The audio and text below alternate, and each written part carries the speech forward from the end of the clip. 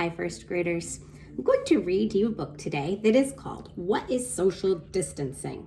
Now, the reason why I'm reading this book to you is because you hear a lot of adult words right now, such as social distancing, and you wonder sometimes, what does that exactly mean? So this book does a very good job talking about what those big words are that you are hearing and what they mean as we go back to school this school year, or as we learn from home this school year. It explains a little bit why. So what is social distancing? We have our two friends that are talking to each other. And Logan says, I keep hearing about a virus and something called a pandemic, but I'm not sure what that means.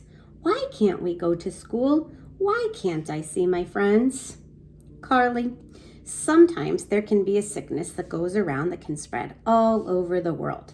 That is what is called a pandemic. It's going to tell us what that big word pandemic means. It's kind of like the flu. It makes you very sick. It can be spread easily from person to person.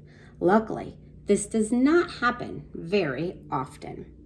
So for these two kiddos here, I'm going to show you the next picture. They're not going to school at all. Just like some of you, they're not going to school. But our school, we can go to school, half of us. And that's why our school year is a little bit different too, because we're going to do what's called social distancing. By taking just a few of you to school at one time, we can spread out from each other so that we can still learn and we can be very safe. So here they are talking again and thinking about that germ over there.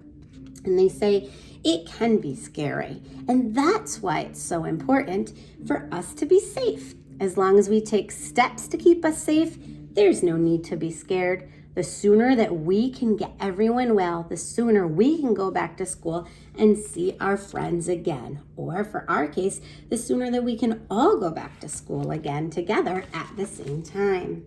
So here's a picture. I bet you can see what it is they're doing in this picture. I bet you've been doing a lot of that at home.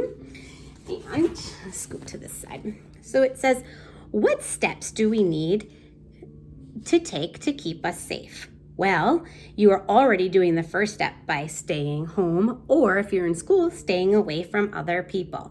That's what we call social distancing. We have to distance ourselves from other people a little bit. It may be hard to be away from friends, but this is what needs to happen so that more people do not get sick. It is also very important that you wash your hands. This is one of the best things that we can do to stay safe.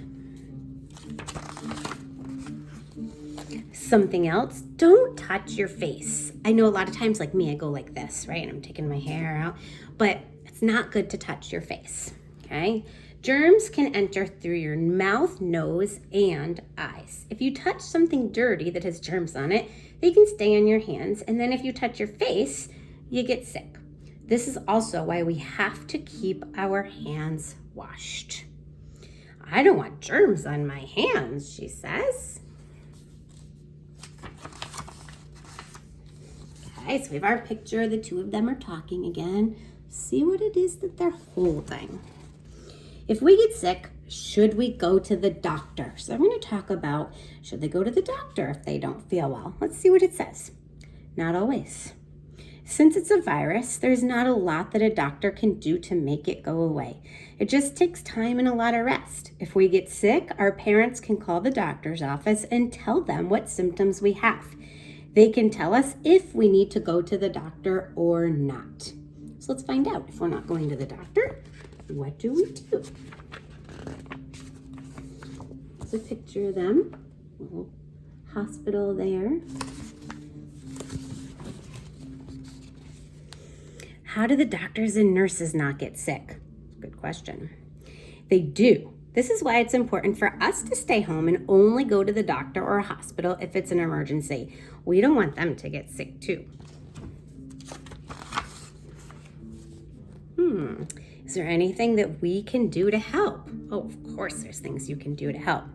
Just be grateful for all the people that are taking care of others. They have to work and not be at home with their families. Maybe we can make them cards or just well wishes that they stay safe. The best thing that we can do to help is to stay well ourselves. So that means that if we wash our hands and we wear our masks and we stay a little separated from people, that we can keep each other safe too. Thanks for listening, first graders.